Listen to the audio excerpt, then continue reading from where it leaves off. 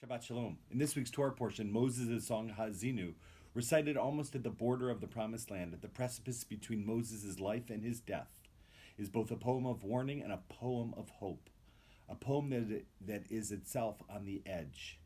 It tells how God cares for Israel like an eagle parent protecting its young birds, and yet Israel disobeys God and consequently suffers punishment.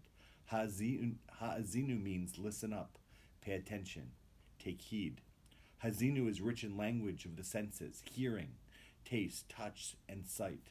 Haazinu is a poem about the history of the Israelites, their hopes and failings, their greatness and their haughtiness, and their hovering on the edge between celebration and warning. This Shabbat too we stand on the edge, perched between the end of the days of Yom Kippur, having just been sealed in the Book of Life, and the beginning of the holiday of Sukkot. We move from a time of judgment to a time of shelter. Although Sukkot celebrates the abundance of the earth and its harvest, we also are asked to recognize the fragility of the world and are commanded to dwell in the Sukkah. 5 days after being sealed in the Book of Life, we go outside, we sleep under the stars, we feel the temporal nature of the world.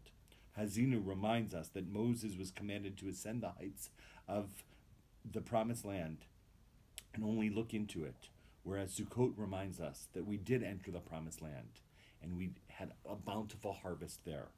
Both Sukkot and Haazinu remind us not to squander God's blessings, to remember God's presence in our lives, and to trust the same invisible God who cares for the wandering Israelites then and now.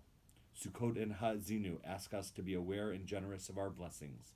Haazinu, listen up, pay attention, take heed. Shabbat Shalom.